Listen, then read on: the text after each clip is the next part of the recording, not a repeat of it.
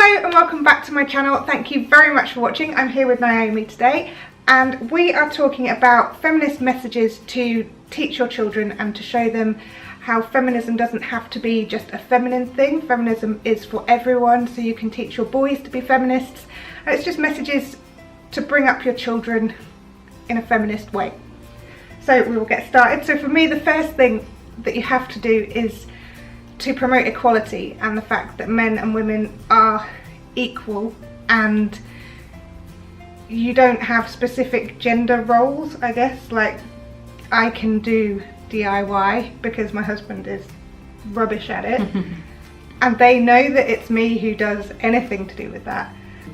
But I think it's also important to teach them that whilst everybody is equal in ability, not everybody is equal in status. So I think it's important to point out the differences in society as well and say, well, why do you think that there isn't a girl in this book? Or why do you think that all of the characters in Paw Patrol like have more airtime, and then you've got Sky who's kind of tokeny, you know, that kind of thing. Like, you know, try and point out things and try to get them thinking about those things. I think that's really important. We've actually got some books for my daughter which are like, we've got the feminists that changed the world, but we've also got Ada Twist the scientist, and kind of girls taking on predominantly male jobs because girls can do that. So I think for me, I've always said to both children that you can do whatever you want to do, as long as obviously you can do it well, then you can do whatever job you want. And I would definitely kind of promote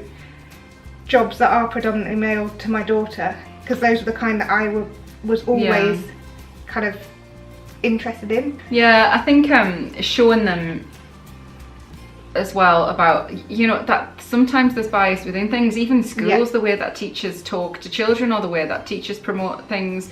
But I definitely think when they're young, I know my son is 5 and he was telling me that girls can't be bosses.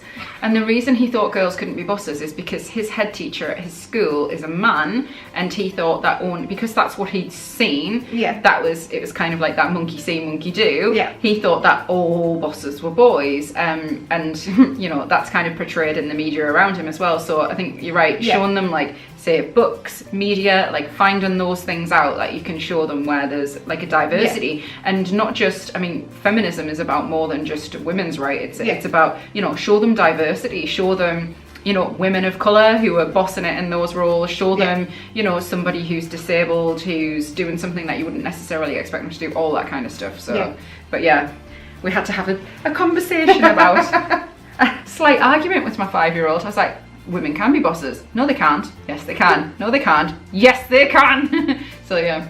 I do think, like, for me as a kid growing up, we had Margaret Thatcher, who may well not have been the best Prime Minister in the world, but for me growing up, seeing a woman in charge was massive, and I really respected her. Obviously I was way too young to know anything about politics or like what she was actually doing in ruining the country.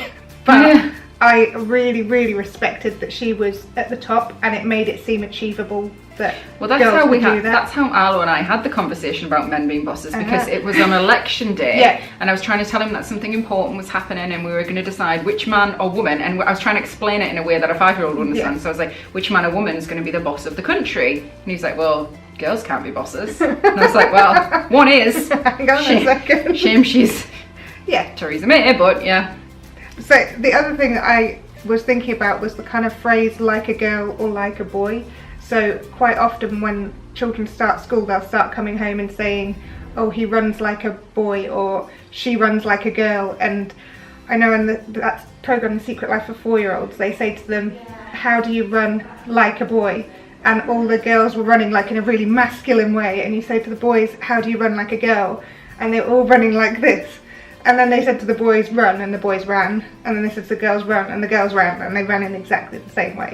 And so it's just teaching that whole kind of like-a, it's just nonsense. It's just kind of a way of sort of saying prejudices, I guess, in a way. Cause yeah, it makes me really cross when I hear things like, oh, you cried like a girl, or it's like... And it's turns of phrases that actually you might well use in everyday life. So as a parent, you've kind of got to make sure you're not saying something like that in front of your children, because obviously they're going to learn by your example as well. Language is so important. Yeah, and making sure you're not sort of emphasising a male. Well, I had a little bit of heat on a Facebook post the other day because somebody had drawn to my attention that the word guys is gendered language. And you know, like you would go to a mixed group of girls and boys and you would say guys, but you would never go to, or you would go to a group of girls and you'd say guys, but you would never go to a group of men and say gals, or a mixed group and say gals or something like that. It is gendered language, and it's that whole, you know, it's not, you don't do it the other way around, because the masculine is seen as the ideal, it's seen as the better one. So I don't think it's, I say guys all the time, so somebody brought it to my attention, so I've been trying not to say it, but I say it a lot, so it's really hard, and I still do say it all the time. And I don't think it's the worst thing in the world, but all of these tiny microaggressions build up to make the bigger picture in which we have an overall patriarchy. And it's not a huge deal, but these things matter over time. Because I don't say that because of that reason. Yeah, well, I'm trying really hard at the moment not to say I never said it in the first place. Every 5 seconds I'm like, guys, and I'm like, damn it. Do it all the time. I said on my Instagram stories I wasn't going to say it, and now my followers will be like, you just said it again. I'm like, I know, I'm terrible. So the kind of final thing I had on my list was about celebrating differences, and the fact that we are different. Like, we may well be equal, but we are different, and as people we are all different, and those differences should be celebrated because they're what makes us us. So, and it's important for children to understand it. I don't know, have you seen that, not a meme, but the pictorial of the difference between equality and justice? Yes. So it's like there's a little box, a bigger box, and a bigger box, and basically, like, if you're treating everybody equal, everybody would get the same size box to see over a wall.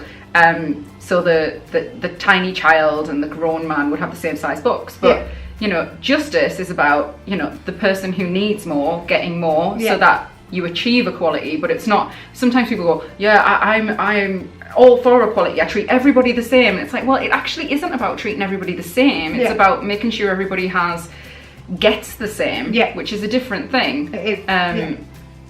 And you know, I think teaching children that it's quite easy, because children innately generally are quite kind to each other. But you know, if there's somebody in their class who's struggling, like my son told me the other day, they've all got their little friendship groups, and one of the little girls, her best friend, was off school sick. She went home sick, so he'd asked her to come play with him because he saw that she didn't have a friend. And I was like, oh, that's so nice. But it's like little things like that, and then you know, building those out over time. And I think as children, obviously they've got like a kind of a really nice naivety, but they've also got kindness and justice that are really embedded. You know, from being absolutely tiny, if someone takes their toy, that's not fair. And I think just to make kind of build on that as they see the world and see how things, because life kind of batters it out of them, because you know, as you grow older you take more knocks, and then you have to be more for yourself than other people, or that's the way it kind of seems.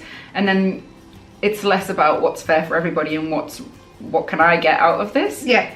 But so trying to protect that little, like, what's in them already, it's hard, because you don't it. want to have to change them, but equally you have to protect them because of the way the world is, and you want them to come into the world as this kind of rounded person who accepts other people for what they are, as opposed to like someone who has prejudices. So it's a tricky one.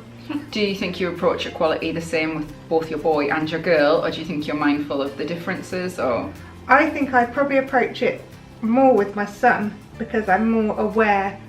I think it's harder for a boy to be, I think it's harder for him to kind of see equality, because I think there's kind of this macho, when they're at school they're all like, and they kind of, even from being sort of 6, I'd say he really had that kind of like a boy thrust at him. And you know, he said to me the other day, well, girls can't play football, and I was like, well, you're just talking nonsense, you know, of course girls can play football. Whereas my daughter's very much accepting that she can do anything a boy can, so I don't worry so much about her, because she's always been into kind of male things, in that she's liked playing with toys that are aimed at boys. But I hate that whole like, well, it's more acceptable too. It's like that whole, if you dress like a woman can dress like a man, because that's kind of a status elevation. But for a man to dress like a woman, it's seen as shameful, and you know. So we've always and been it's the very same with open. toys as well. You know, he like, can play with a doll. He can he can wear an Elsa dress. But then they're perceptive, aren't they? And they pick up that that's not a thing a boy does. Yeah. I mean, thankfully, we've always kind of been pretty chilled out with all of that, and I think so far, I think we've done a decent job. But it's him who I kind of have to push the message through to a bit more than her. I think she's very much a mini feminist anyway. Yeah. And I think he does understand that girls and boys are equal, and that literally the only difference is kind of genitalia, and that they wee differently. You know, it's like, he gets it, but I don't think he would admit that in front of his friends. I think he would still kind of have this image that he had peer to... pressure comes in so early. Yeah, so early. You don't, it's scary. I know, Arlo's 5, and the kids had walked in and they saw me painting my toenails, so they both wanted their toenails painted, and Lena wanted pink, and Arlo wanted blue, and Mark came and he's like, you're not painting Arlo's toenails, and I was like, well, I am, he's asked for them to be done and I'm going to do it. Well, he's got PE tomorrow, the other boys are going to see it and tease him, and I'm like, well, I think it's an important lesson for him to learn. I said to him, I was like, Arlo, the other boys might see this and they might tease you for it. I was like, do you still want it done? And he said, yeah, and the other boys did tease him about it, and I said, they said, oh, you've got girls' toes. I was like, are you a girl? Do you have girls' toes? I was like, or are they being silly? And he was like, they're being silly. I was like, okay, but he doesn't want it taken off now. But my son had exactly the same. He used to have his toenails painted every week, and then when he started nursery school, so when he was 4, the other boys laughed at him, and so he didn't want his nails done anymore. You just want to give him a talking to, don't you? Yeah. Stop it. Because he loved it, and he used to have his nails, he used to stick like stickers on his nails and everything just because they look really nice, and you know, I didn't care. No, me neither. Yes. Right, You I liked feel his like little we've kind of... blue toes. Yeah, exactly. I think we've reached sort of the end of that. I hope you've enjoyed this video. I'm going to link to Nyomi's YouTube channel just below. And if you've got any questions, or if you kind of agree or disagree with anything we're saying, then I'd love your comments. And we'll see you again soon. Alright, bye! Bye!